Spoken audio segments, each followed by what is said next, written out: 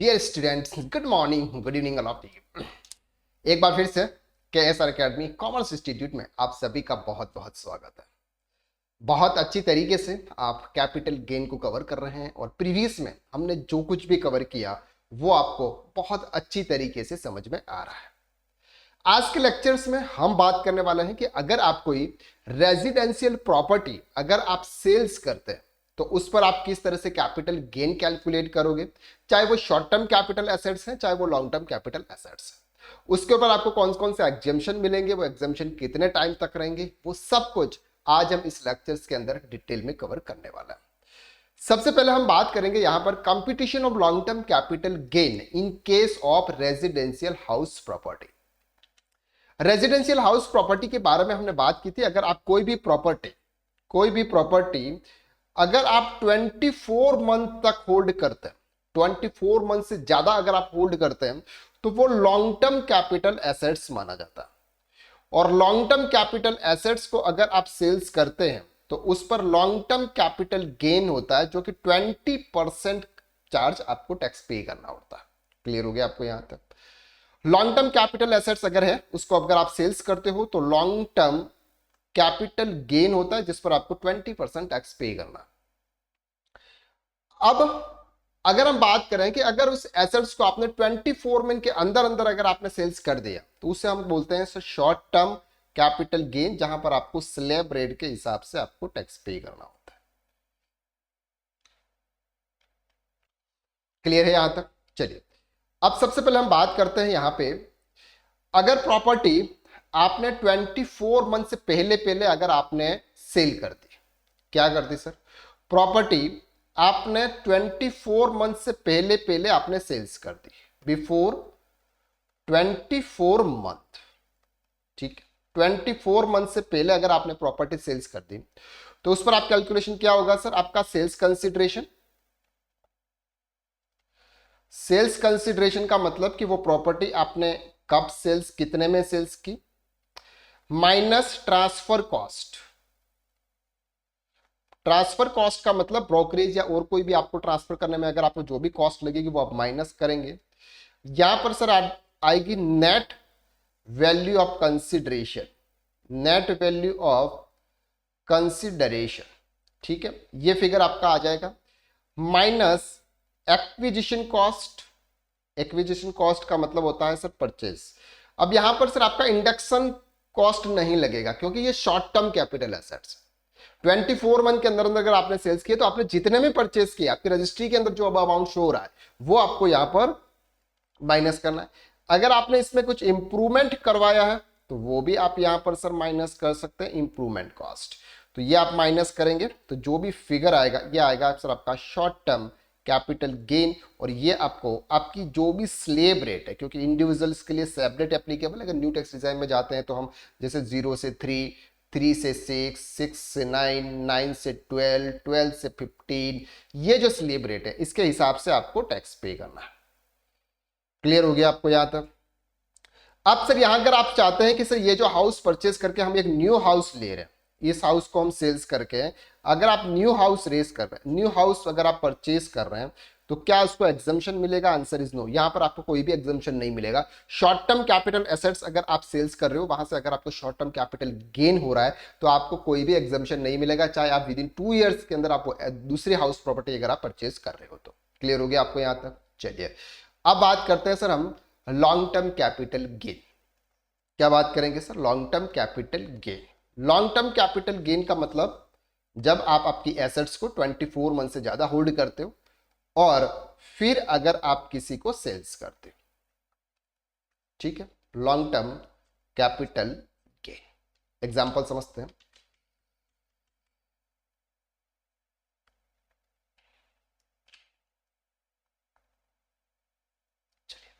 Sales consideration, जो भी आपका सेल्स वैल्यू यहां पर आ जाएगी, लेस ट्रांसफर कॉस्ट या ब्रोकरेज आपकी यहां पर माइनस हो जाएगी। इससे आपको क्या मिलेगा sir? Net value of consideration. तो नेट वैल्यू ऑफ कंसिडरेशन आपको यहां पे मिल गया, minus indexed acquisition cost. Indexed acquisition cost क्या होता है? एंड इंडेक्स इंप्रूवमेंट कॉस्ट आपको यहां पर माइनस करनी है। लॉन्ग टर्म कैपिटल गेन होता है। अब आप उसको इन्वेस्ट करते हो section 54 new house property purchase करने में, सेक्शन 54F NHAI के बॉन्ड या इस तरह के बॉन्ड परचेज करने में 50 लाख रुपए तक का, और 54EC एक न्यू हाउस अगर आप परचेज करते हो तो वहां पर आपको इसका एग्जम्पशन मिल जाता है, और पूरा अमाउंट अगर आप इन्वेस्ट कर देते हो तो आपको कोई भी टैक्स पे नहीं करना होता है। अगर आपका कोई भी कैपिटल गेन होता है तो उस पर आपको 20% आपको टैक्स पे करना होता है। इसको हम समझते हैं एग्जाम्पल के साथ में। Mister A bought a residential apartment on 1st January 2027 is 20 lakh rupees। ठीक है। सेल्स कंसिडरेशन, सेल्स कंसिडरेशन, आपको ये जो लिखते हैं ये इजीली रीडेबल है ना, समझ में आ जाता है ना सर। सेल्स कंसिडरेशन कितना है sir? 60 lakh rupees. Planning to sell the property और रुपीज 60 लाख। तो उन्होंने ये प्रॉपर्टी कितने में सेल्स की है सर? 60 लाख रुपीज में ये प्रॉपर्टी उन्होंने सेल्स की। इसके बाद सर लेस्ट ट्रांसफर कॉस्ट कितनी है सर? ब्रोकरेज भी पे कर रहे हैं वो, कितना परसेंट है? 1% है। 1% सर होता है 60,000 रुपीज। तो यहां पर क्या आ जाती है sir? Net value of consideration कितनी? 59,40,000 रुपीज आपकी नेट वैल्यू कंसिडरेशन होती है। उसमें से अब हम माइनस करेंगे sir index cost of acquisition. अब ये इंडेक्स कॉस्ट किस तरह से निकालते हैं? इंडेक्स कॉस्ट ऑफ एक्विजिशन, अब ध्यान से समझना। अब से ये प्रॉपर्टी हमने कब परचेज किया? 1 जनवरी 2017। कब की सर? 1 जनवरी 2017 को हमने ये प्रॉपर्टी परचेज किया। उस समय index cost as per income tax के हिसाब से कितनी थी, ये हम कैसे पता करेंगे? तो सर ये हम पता करेंगे, अब यहां पर हम गूगल पे जाएंगे, और गूगल पे जाने के बाद हम यहां पर बात करेंगे sir index cost, index cost chart. तो यहां पर आपका जो भी आएगा, जैसे आपका क्लियर टैक्स है कोई भी आ गया, तो आप यहां से आप निकालेंगे सर यहां पे, ये इंडेक्स कॉस्ट होती है। ठीक है। अब हम किस फिनेंशियल की बात करें? 1 जनवरी 2017, यानी कि ये जो हमारा ईयर है ये 2016-17 है। कौन सा है? 2016-17। 2016-17 के अंदर आपकी कॉस्ट कितनी है? 16-17 के अंदर 264 है। कॉस्ट कितनी है? 264 है। ठीक है। इसके बाद ये क्या कर रहे हैं? 1 मई 2020 टूवर्ड्स इंटीरियर। 1 मई 2020 की इंडेक्स कॉस्ट कितनी थी? ये 1 मई 2020 यानी कि 2021। तो 2021 की क्या है सर? 2021 के 301। कितना है? 301। ओके। इसके बाद सर सेल कब कर रहे हैं? सेल ये कर रहे हैं भाई साहब 1 मार्च 2024। कब कर रहे हैं? 1 मार्च 2024, यानी कि सर 2023-24। ठीक है। उस समय कॉस्ट कितनी है? 2023-24 की कॉस्ट है 348। ये लेटेस्ट कोड 348। ठीक है। इसके हिसाब से हम वैल्यू बात करें। सबसे पहले हम बात करते हैं यहां पर परचेज कॉस्ट की। परचेज आपने कितने में किया? Index cost of purchase, index cost of purchase कितने में किया था सर उन्होंने? 20 लाख रुपीज में। तो 20 लाख रुपीज परचेज कॉस्ट थी। आज की डेट में फाइनेंशियल ईयर 23-24 में हम सेल कर रहे हैं, उस समय हम ये मान के चलते हैं कि सर ये प्रॉपर्टी अगर हम 23-24 में परचेस करते तो हमको कितने में ये अमाउंट, हमको कितना अमाउंट हमको पे करना होता। ये हमारी परचेस कॉस्ट होती है। गवर्नमेंट आपको बेनिफिट दे रही है, गवर्नमेंट आपको महंगाई के हिसाब से आपको बेनिफिट देती है कि सर ये अगर एसेट अगर आप आज परचेस करते हमारे हिसाब से, इनकम टैक्स के हिसाब से, तो ये आपको कितने में पड़ती, यानी कि कितना पे करना पड़ता है। तो इसके लिए आपको किससे मल्टीप्लाई करना है? सर जिस फाइनेंशियल ईयर में आप सेल कर रहे हैं उस फाइनेंशियल ईयर का कॉस्ट से आपको मल्टीप्लाई करना है 348 से। अब ये एसेट्स आपने कब परचेज की थी? तो हमने की थी सर 16-17 में। उस समय कॉस्ट कितनी थी सर? 264। तो आप 264 को क्या करेंगे सर? लेस कर डिवाइड कर देंगे। तो यहां पर क्या आ जाएगी सर? आपकी इंडेक्शन कॉस्ट आ जाएगी। तो यहां करेंगे sir 20 lakh into 348 divided by 264, यह आ जाती है सर 26,36,36,363। ओके, ये आती है परचेस कॉस्ट। एक्विजिशन कॉस्ट और इंप्रूवमेंट कॉस्ट कितनी है? इंप्रूवमेंट कॉस्ट सर 2 लाख रुपया, 2 लाख रुपया ये सर 2 लाख रुपीज। ठीक है, 2 लाख रुपीज इंटू 348 डिवाइडेड किस ईयर में से कराया आपने? तो आपने कराया सर 2021 में। उस समय रेट कितनी थी? 301। तो 301 को आपको डिवाइड करना है। यहां पर सर उसकी रेट आ जाएगी। तो 2 लाख इंटू 348 डिवाइडेड बाय 301, यह आता है सर 2,31,230, 2,31,230। ये दोनों कॉस्ट सर आपके आ गई। तो इन दोनों को कॉस्ट को आप यहां पे क्या करेंगे सर? ऐड कर लेस कर देंगे। सबसे पहले हम यहां पर लेस करेंगे, ये लेस करेंगे सर हम 26,36,363 एंड लेस इंप्रूवमेंट कॉस्ट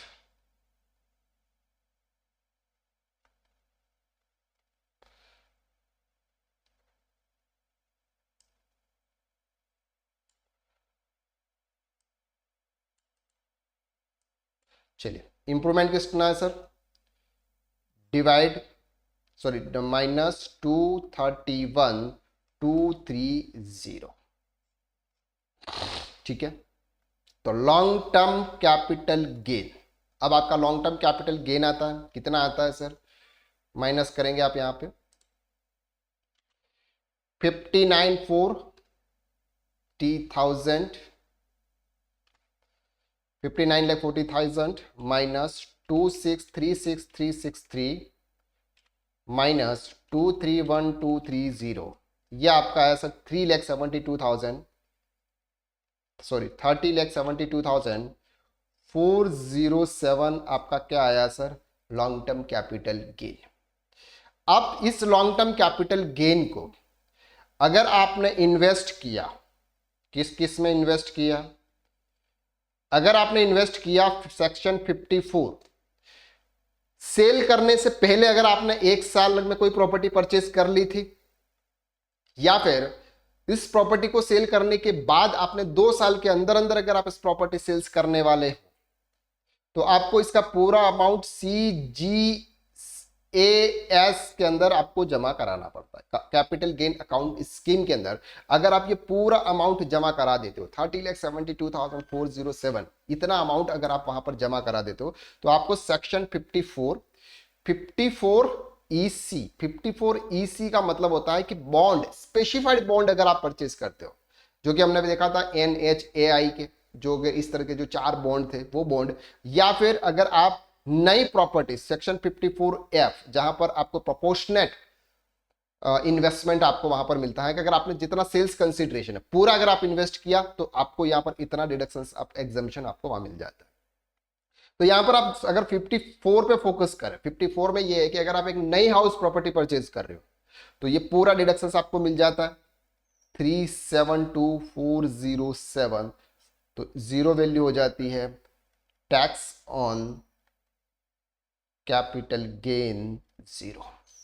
लेकिन अगर ये प्रॉपर्टी आप इन्वेस्ट नहीं करते हो, आपको न्यू हाउस परचेज नहीं करना, ठीक है, तो उस पर अब आपको टैक्स पे करना पड़ेगा। Tax on capital gain, tax on capital gain 30,72,000 सम मंथ है, उस पर 20%, तो कितना होता है sir? 30,72,000 into 20 divided by 100, 6,14,400 plus education cess 4%, तो प्लस इंटू 4 डिवाइडेड बाय 100, ये आता है सर 24,574, 24,574। तो टोटल कैपिटल गेन कितना हो गया सर आपका? Total tax on capital gain plus 614400, 6,38,976 rupees आपको पे करना है। क्लियर हो गया आपको यहां तक? ये कब पे करना है सर आपको? जब आप इनकम टैक्स रिटर्न फाइल करोगे, जब आप इनकम टैक्स रिटर्न फाइल करोगे उस समय आपको ये अमाउंट पे करना है। आई होप कि यहां तक हमने देखा कि अगर आप कोई भी रेजिडेंशियल हाउस प्रॉपर्टी अगर आप किसी को सेल करते हो तो वहां पर आप कौन कौन सा इन्वेस्टमेंट करके आप उसका एग्जाम्पशन ले सकते हो।